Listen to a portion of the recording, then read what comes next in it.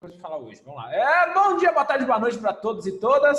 Bem-vindos a mais uma aula de História. Espero que todo mundo tenha aí com o seu Word aí do lado para anotar as informações. Mandarei os slides para você, Diogo, Estela, Paterra, tá? Povo do segundo A, segundo B. Só que eu tenho e-mail, né? E bora lá falar da Revolução Russa, Skavushka. Simbora. Se liga. Vocês lembram do comercial da NET? Skavushka? Adorava. Eu acho que tava tão engraçadinho aquele. Não, né? Vocês eram ainda muito crianças, né? Ai, meu Deus. Tô velho e cabeludo. Bem, falar da Rússia não tem como, da Revolução Russa, não tem como não falar dos antecedentes, né? E quando a gente fala dos antecedentes da Revolução Russa, não tem como falar dessa família maravilhosa, dessa família linda, que são os Romanov. Gente, já pensou se tem um sobrenome desse? Qual é o seu sobrenome? Romanov. Caramba, hein? Você é louco, hein? Ô, louco, né, senhora? O crush ou a crush ia se apaixonar já. Ó, enfim. Tá aqui a família Romanov, aqui, né, o rei da Rússia, o czar, Nicolau II, e aí toda a sua família linda, fofinha, tá bom? Só que é o seguinte, toda essa família fofa, né, toda essa família, todo o governo, sociedade russa, ela estava baseada numa lógica ainda muito feudal e absolutista. Sendo que eu estou falando de um período aqui do final do século XIX, início do século XX, em que você tem uma lógica do capitalismo muito mais próximo do que a gente vive hoje, desse capitalismo mais global. Você tem ideias de democracia, de voto feminino depois, ao final da Primeira Guerra Mundial, ou pelo menos é que esses antecedentes é no século XIX. Mas na Europa você tem uma luta pelo direito das mulheres, por exemplo, e que na Rússia era calado. Porque você está num período extremamente autoritário. Como eu falei aqui para vocês, uma monarquia absolutista. Na Europa, até você tinha umas monarquias constitucionais, uma constituição que limitasse o poder do rei. Na Rússia não tinha isso. Até na Rússia você tinha um autoritarismo político pela polícia do rei, por essa polícia que invadia a casa das pessoas sem precisar de autorização. É o rei, ele é absoluto. E é conhecido como Okhrana. Cuidado, não se confunda com a Ohana, né? Não se confunda com Ohana, porque Ohana significa família. Família significa nunca abandonar ou esquecer. Ai, meu Deus, meningite! Então, Ohana é uma coisa, Okhrana é outra. Não tem como, desculpa. Não é piada, é que me vem na cabeça. Okhrana vem Ohana do meningite, desculpa. Bem, então Okhrana era essa polícia secreta que o czar utilizava, tá? Então, no âmbito político, arcaico, absolutista, antigo regime, algo muito retrógrado já para aquela época. No âmbito econômico, turma, então, nem se fale, uma economia agroexportadora. Eu tenho 80% da população russa vivendo no meio rural e com uma agricultura de subsistência até, grande parte da população, porque a maior parte das terras estava na mão dos nobres. Olha isso, estou falando nobres. Quanto tempo que eu não falo isso para vocês? Os nobres, servos. Olha quão atrasado é. Você vai precisar voltar lá no primeiro ano. Alguns conceitos aqui, sabe? Para poder refrescar a memória. Então, você pode perceber, então, uma economia muito atrasada na lógica capitalista, obviamente. Né? Na lógica capitalista, uma economia atrasada. Socialmente, a servidão foi até 1861, aquela relação de servidão. Então, pagar imposto para o senhor feudal, toda aquela lógica tinha na Rússia até 1861, então no século XIX. Sendo que na Europa foi abolido isso 100 anos antes, já, no restante da Europa. Ora, então perceba, o século XVIII europeu foi o século em que quebra toda essa estrutura do absolutismo, política, econômica e social. Perceba, política, econômica e social. Então, o liberalismo, a lógica liberal burguesa, Revolução Francesa, Revolução Americana, Revolução Inglesa, não chega na Rússia. E quem foi aluno meu no nono ano, lembra porque, eu acho que, bem, né, teria já a informação, porque essa lógica iluminista não chegou. Culpa do Napoleão Bonaparte. Napoleão ele foi derrotado pela Rússia nas guerras napoleônicas, lembram? Então Napoleão não conquistou a Rússia. Logo, ele acabou não difundindo essas ideias iluministas para a Rússia. Por isso que a Rússia, até 1917, estava nessa estrutura arcaica, retrógrada. E, de novo, retrógrada, quem olha tem uma visão liberal, burguesa, capitalista. Tudo bem? Esse é o contexto de atraso russo. Tá? Só que o que acontece? A lógica capitalista da segunda revolução industrial chega na Rússia. Chega. Então, nasce na Rússia, querendo ou não, quando chega as indústrias estrangeiras, Inglaterra, principalmente o capital inglês e francês, quando chegam na Rússia, o que vai surgir, então, finalmente? O operariado. Tá? O grupo de operários russos. Quem precisar tirar print aí da tela, tira agora, tá? Então, surge, então, o operariado russo. Tá? Surge esse grupo. Então, o meio urbano começa a crescer. Mas atenção, em todo momento aqui que eu falar para vocês, o meio rural vai ser maioria. Em todo o momento. Tá? A força dos camponeses vai ser fundamental para a revolução. Então, aí você tem os operários, o surgimento do operariado, a partir da segunda revolução industrial. Tá? Os países industrializados, Inglaterra e França, tinham muito interesse na Rússia. Só por curiosidade, o rei da Inglaterra, na época, era primo do czar, do Nicolau II. Se vocês buscarem na internet, rei Jorge IV e Nicolau II, cara, parece que são irmãos. É incrível a semelhança, mas eles eram primos, tá? Os países, então, industrializados, eles têm interesse na Rússia. Por quê? Na Rússia você tem matéria-prima, reservas minerais, tá? Ferro, cobre, muitos minérios fundamentais para a produção do aço, por exemplo, como nós vimos. A população estava habituada com baixos salários e tinha uma pouca tradição de luta, por causa desse controle do absolutismo. E aí, senhoras e senhores, o capital, tá? Para onde você quer produzir dinheiro, você quer ter dinheiro, então você quer ter muito lucro, você vai buscar o local onde tem mão de obra barata. Não adianta falar que a China é autoritária, e né? A China é autoritária, é uma ditadura, tá? De um partido só na China, mas vai a empresa capitalista, chega lá, né, defensores da liberdade, e abusa da mão de obra chinesa. Então, as grandes empresas buscam locais para eu lucrar. E onde tem os melhores locais para eu lucrar? Em países autoritários, em que você não tem nenhum tipo de defesa ao indivíduo. Em países autoritários é onde o capital mais se reproduz. Tá? Vê a China. Nascimento do proletariado russo. Só que quando nasce o proletariado russo, como eu falei, nasce nas cidades. E mesmo no absolutismo, a cidade, turma, é um sinônimo de liberdade de pensamento. Porque é muito mais fácil eu ter um controle urbano... voltando. É muito mais fácil eu ter um controle rural do que urbano. As cidades, ela tem os locais em que o Estado ele não consegue vigiar dentro da cidade. Bem, vide São Paulo, por exemplo.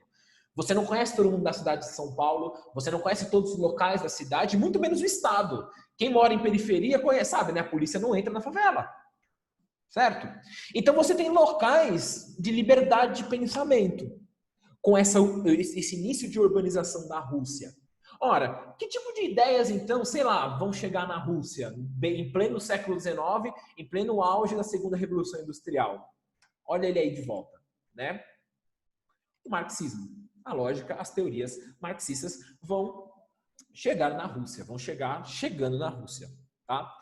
É a partir, então, do surgimento das cidades, desses locais muito mais fáceis de se proteger desse autoritarismo do czar, que vão surgir, então, organizações políticas. E a principal organização política, já terminei o slide, tá? Vocês podem dar print. E a principal organização política que vai surgir na Rússia vai ser o Partido Social Democrata do Operariado Russo. E dentro desse Partido Social Democrata do Operariado Russo, você vai ter uma divisão interna entre os mencheviques e os bolcheviques. Olha lá eles lá, né? Os protagonistas da Revolução. Aqui ele é um cartaz, tá? Do Partido Social Democrata do Operariado Russo, tá aí, PSDOR, tá bom?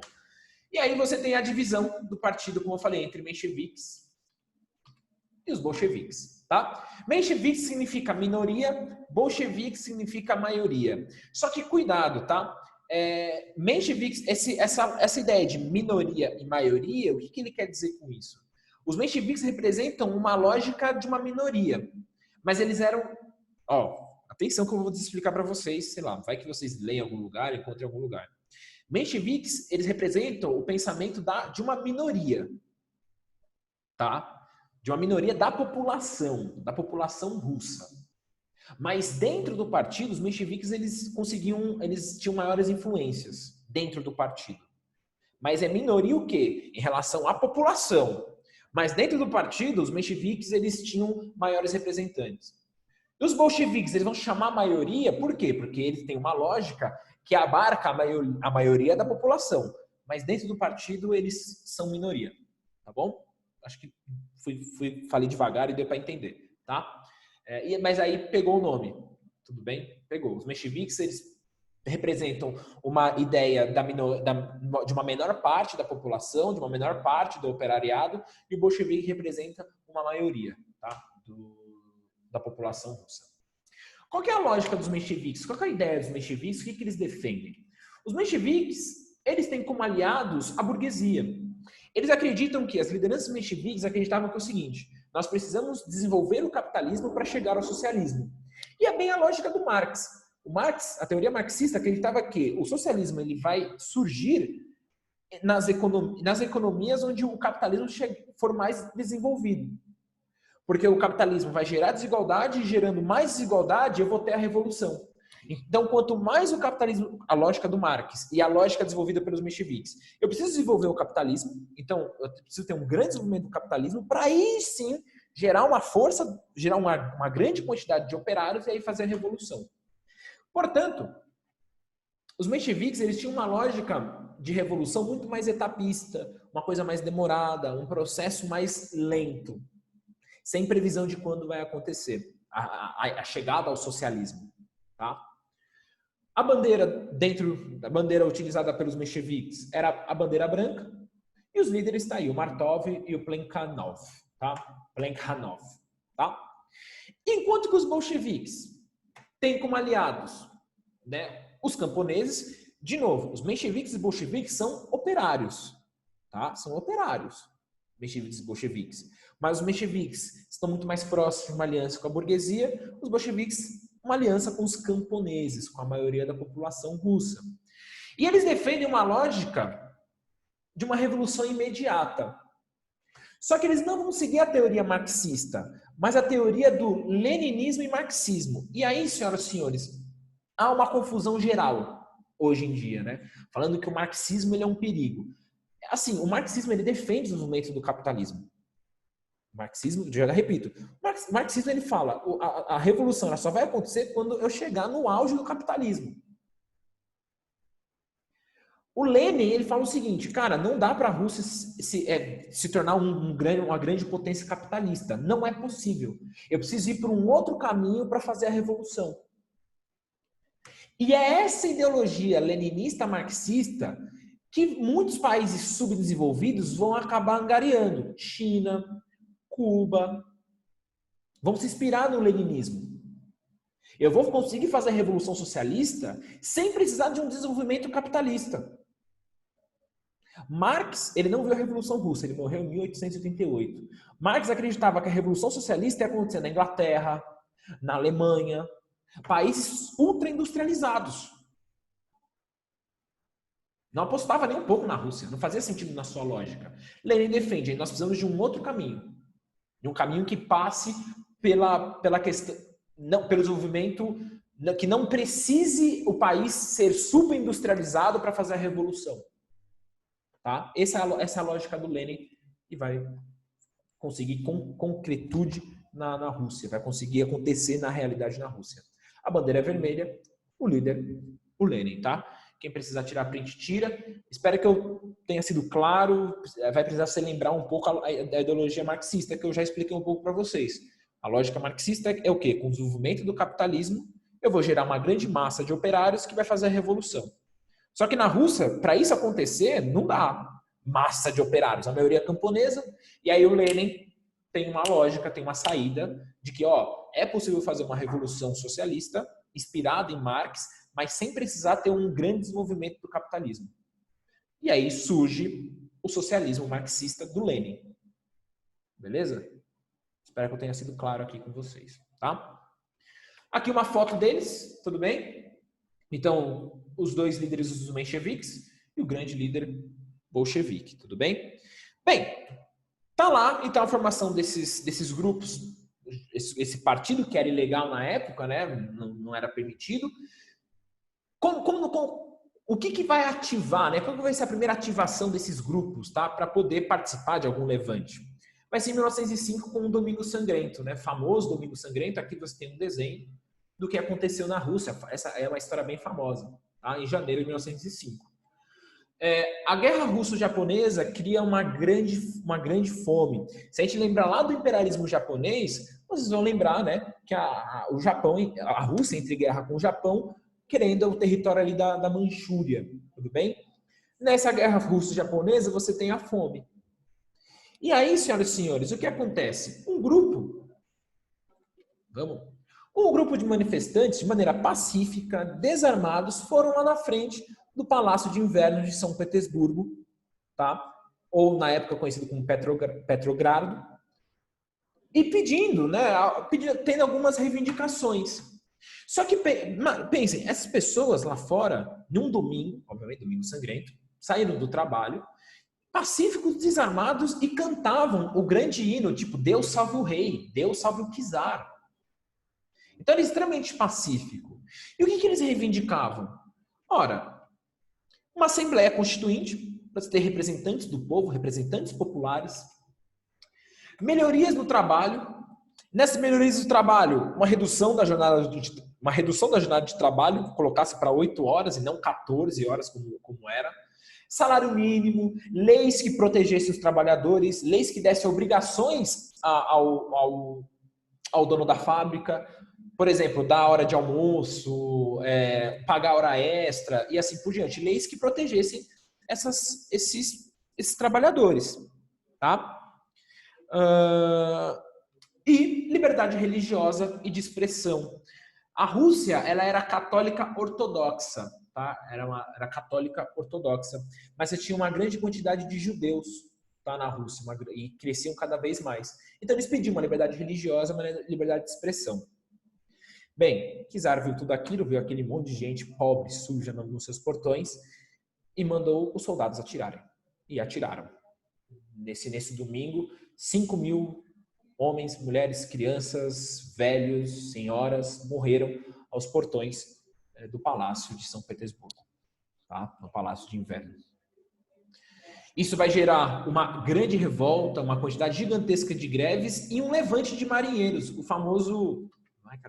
o encouraçado de Potemkin, que é o nome do barco. O encouraçado, né, que é um tipo de barco de Potemkin, você tem um levante de marinheiros, tá? E que eles ameaçam a bombardear São Petersburgo. Eles ameaçam bombardear São Petersburgo. Então, perceba, você tem uma ala aí do exército que tem familiares camponeses, operários, que ficam descontentes com o que acontece no Domingo Sangrento, e também, obviamente, eles se rebelam contra essa hierarquia militar, né? Os comandantes eram extremamente violentos com os marinheiros, tá?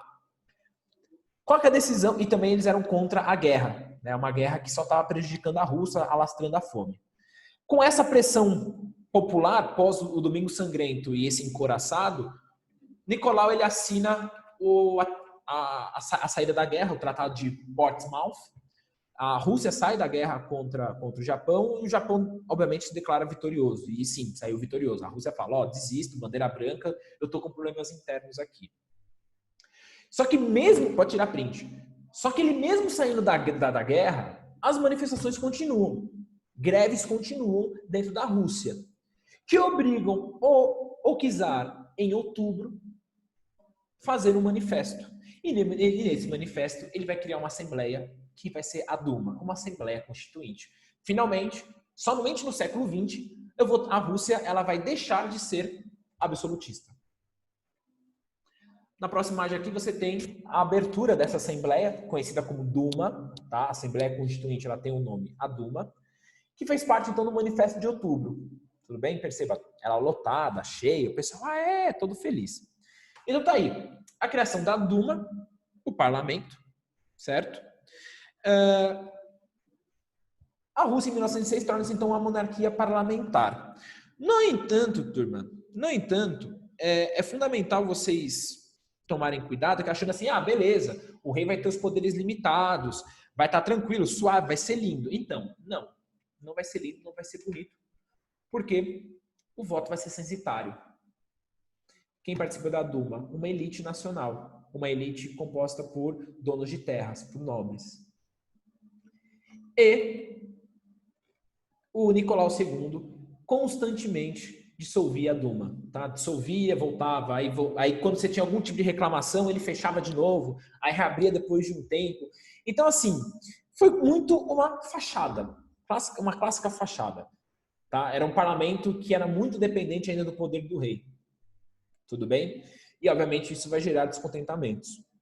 Surge também nesse período os famosos soviets, os soviets, que é um conselho com lideranças populares que organizam o povo. Você tinha os soviets urbanos, então os soviets compostos por operários, e a maioria dos soviets compostos por camponeses. Tá? E aí, através dos soviets, eles elegiam líderes. Esses líderes acabavam se encontrando em uma grande assembleia, que era proibida pelo czar, e eles tentavam fazer pressões políticas para angariar melhorias, a diminuição do autoritarismo do rei, liberdade de expressão, liberdade de imprensa e assim por diante. Então, os soviets vai ser uma organização muito importante. Cada soviet de cada região, então, elegia os seus representantes que se reuniam em uma assembleia, numa reunião. E aí essa reunião incomodava muito o czar, que obviamente o czar nesse período vai perseguir muito desses líderes eleitos por cada soviet. Tudo bem? Podem tirar print, tudo bem? Quando que vai dar início ao período revolucionário? Ao período em que a Rússia vai passar por maior quantidade de pessoas morrendo de fome.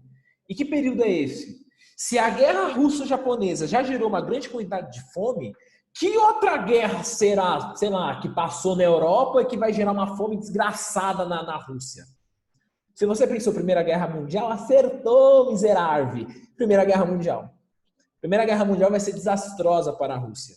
Bora lá. Aqui você tem já as manifestações que vão anteceder as revoluções de 1917. Tá aí, período revolucionário. Primeira Guerra Mundial é desastrosa para a Rússia. E aí eu tenho alguns dados aqui. Você tem 1.700.000 soldados mortos, 25% da indústria totalmente destruída e uma população miserável. E era muito comum os soldados eles desertarem. Soldados saírem no campo de batalha. Pensando no projeto revolucionário, isso era bom. Os soldados, então, eles saíam do campo de batalha e iam para as fábricas, porque eles eram operários, iam para as fábricas compor as manifestações, as greves. Até que... e por causa disso, você vai ter, então, uma situação dupla de poder. Não, desculpa, isso é depois. É depois, perdão. Esses soldados desertando, fazendo esse levante, vão fazer, então, a Revolução de 1917. Os mencheviques vão liderar essa revolução. Tá? Cria essa República da Duma, então o czar é tirado do poder, a Rússia deixa de ser uma monarquia parlamentar, e é declarada a República da Duma. Tá? Então, os mencheviques derrubam o czar e criam, então, um governo provisório. Qual que era o maior pedido dos russos? Sair da Primeira Guerra Mundial. Precisamos sair da Primeira Guerra Mundial. Pode tirar print, viu, gente? Qual que vai ser a decisão dos mencheviques? Permanecer na Primeira Guerra Mundial. E aí você fala, nossa, mas que contraditório, os mencheviques vão querer permanecer na Primeira Guerra Mundial? Vão. Porque os mencheviques eles têm uma lógica burguesa. E a Primeira Guerra Mundial é uma guerra burguesa, uma guerra capitalista. Por que a Primeira Guerra Mundial é uma guerra capitalista, professor? Ora, a Primeira Guerra Mundial é uma guerra capitalista porque eu estou em busca... O conflito se deu por um choque de interesses, por mercado consumidor, matéria-prima, saída para o mar. E os mencheviques, qual que é a lógica deles? Eu preciso desenvolver o capitalismo para poder aí sim depois chegar ao socialismo. E na lógica dos mencheviques, não fazia sentido então sair da Primeira Guerra Mundial. A Rússia precisava vencer a Primeira Guerra Mundial para conseguir saída para o mar, para conseguir mercado consumidor, mesmo que isso gere fome na população. Os mencheviques tomaram uma escolha. E aí, o que acontece? Óbvio que o descontentamento é geral. Os mencheviques é uma grande decepção e gera uma situação dupla de poder. Você tem de um lado a Duma, composta por sua maioria de mencheviques, e você tem os soviets, representantes das camadas populares que passam fome com essa continuidade da Rússia na guerra. Por causa disso, se em fevereiro nós tivemos a Revolução Menchevique, em outubro teremos a Revolução Bolchevique, tá? Pode tirar o print, tudo bem? Pode tirar print aqui. Nessa situação dupla de poder, você tem a Duma com determinado interesse de uma ala que é minoria da população, e aí você tem os soviets, essas organizações de trabalhadores que falam, mano, tá louco? É para sair da guerra. Aí aqui você tem o Lenin, 1917, com a Revolução Bolchevique. Revolução de outubro de 1917, tá? Lenin vai declarar as teses de abril com o lema paz, pão e terra. Paz, sair da Primeira Guerra Mundial. Pão, com isso acabar com a fome da população russa. Terra, distribuir essa terra, essa que estava concentrada em um pequeno núcleo familiar na Rússia. É criado o Conselho dos Comissários dos Povos. O que é esse Conselho dos Comissários dos Povos? São lideranças de todos os soviets. Os soviets fazem eleições. Nessas eleições, um representante de cada soviet vence e ele é levado para o Conselho dos Comissários dos Povos. Não à toa, né, que nós vamos ter, acho que a frase, né, eu coloquei aqui. Não coloquei. Aquela famosa frase, todo poder aos soviets. A famosa frase do Lenin. Então, todos os tipos de soviets. Os soviets de camponeses, os soviets de operários, os soviets de soldados. Você tinha os soviets de exército. Beleza? Então, cada representante ia para esse grande conselho e eram tomadas decisões. Que tipos de decisões? Você vai ter uma reforma agrária socialista. Porque aí alguns podem estar pensando, pô, professor, a reforma agrária é óbvio que é socialista. Não, não é. Reforma agrária é o garantir propriedade privada para as pessoas. Aqui é uma reforma agrária socialista. Os camponeses darão, o Estado, o governo bolchevique vai dar terras para os camponeses, para eles trabalharem, para eles tirarem seu sustento, mas essa terra pertence ao Estado e não aos camponeses. E isso vai gerar um problema para o Lenin, os camponeses vão ficar pistola, vão achar injustos, acham que tem que ser deles a terra. Tá? Vai gerar uma treta gigantesca para o Lenin, que amanhã eu explico para vocês como ele resolve. Bancos e indústrias são nacionalizadas. Então, o banco que era inglês, banco que era francês, indústria que era inglesa, indústria que era francesa, virou russa. Os operários mandaram embora os gerentes ingleses, franceses e tomaram conta. Aí você vai falar para mim, pô, professor, e a Inglaterra e a França deixaram barato? Então, deixaram no primeiro momento porque eu estou em 1917.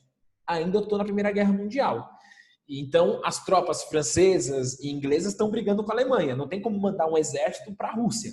Então, o Lenin se aproveita desse contexto de Primeira Guerra Mundial, toma conta dos bancos e indústrias estrangeiras que estão na Primeira Guerra. Faz uma gigantesca campanha de alfabetização. Eu coloquei direito das mulheres? Isso. E o direito das mulheres foram ampliadas. Muitos cargos desse Conselho dos Comissários dos Povos são compostos por mulheres. Mulheres participam. Tá? Você tem aí um crescimento gigantesco dos direitos das mulheres. E a criação, obviamente, do Exército Vermelho, o Trotsky. Tá? Vai ser um nome importante. E o Stalin também já está aí no meio, que vão ser protagonistas aí na aula de amanhã. Para finalizar, em março de 18, você tem o Tratado Brest-Litovsk, em que a Rússia vai sair da Primeira Guerra Mundial, faz um acordo com a Alemanha. E é feita a Constituição, a primeira Constituição do governo bolchevique, o fim da propriedade privada dos meios de produção. Quando é declarado, então, a Revolução Bolchevique, tipo, as pessoas não perderam sua camiseta, sua calça, seu tênis, tipo, é do Estado. Não. Você tem propriedade privada. Por exemplo, a camisa é minha, o celular é meu, você tem, mantém. O que é distribuído? Os meios de produção. A tecnologia para produzir esse celular, a tecnologia para produzir esse apagador, a tecnologia para fazer essa minha garrafinha linda, maravilhosa, né? É distribuída. E ele distribui para todas as fábricas. A tecnologia que estava naquela indústria britânica ou francesa que foi nacionalizada, aquela máquina, aquela tecnologia, ela foi distribuída, ela foi espalhada. Se aprendeu a fazer aquele tipo de máquina e se espalhou para toda a Rússia. Beleza? É isso. Eu tenho, olha, uma aula que não acabei, tipo, faltando alguns segundos, né? Também eu dei uma corridinha também na hora de falar.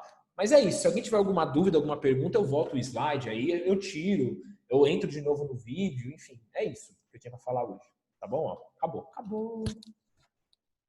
É isso. Se quiserem ir pro intervalo mais cedo também, professor, falou, tchau, até amanhã, vou me preocupar com a sua prova de amanhã. Tá bom, beleza, é nóis. E eu já mando para vocês já os slides. É isso, turma. Ô, Tchau. professor, Oi. por que tem 2 provas suas no site? Meu Não, site como... não. Então, tem duas provas. Teve, né? A mensal e agora tem a Ah, mensal. então, não, tem 2 links para a prova mensal. Sim, porque tem um que é reduzido, né? É o NE reduzido, e um que é a prova sem ser reduzido. Por causa disso. Então, qual é qual, então? Tem alguma diferença entre os dois? Porque para mim tá igual. Título lá. Não tem? Eu coloquei o título. Tem um título diferente. Deixa eu ver. Dá uma olhadinha lá. Alguém tem outra pergunta? Se não tiver, gente, pode sair da Ô, sala. professor, é só um negócio, um aviso, tipo, Fala. você mandou um recado pra mim sobre o negócio da lição Sim. e eu fui olhar no celular e meio que tá bugado pra ver no celular, então eu fui ver no computador. Certo. Só que também no computador tem um problema que, tipo, fica uma tela verde na frente das letras. Eu consegui, tipo, eu copiei o texto e passei pro WhatsApp pra eu poder ler. Só Certo. que eu acho que tá com algum problema no site que algumas pessoas não vão conseguir ler, entendeu? Tá. Aí só falei pra você ver com o Deante se tá com algum problema lá no site. Beleza. Ó, professor, Oi. não tem diferença nenhuma entre os dois. Oi? Aparece prova trimestral, história comum pros dois. Eu vou editar lá de novo então, para ver se grava diferente, tá bom? Mas você tem uma Tá diferença. bom. Tá bom. Era só isso mesmo. Beleza. Obrigado, Otávio. Obrigado, gente. E eu já vou mandar agora pro e-mail de vocês os slides de Revolução Industrial, que vai cair na prova, tá bom? É isso. Um beijo, grande abraço. Sport TV, o canal campeão. Tchau, professor. Tchau. Falou.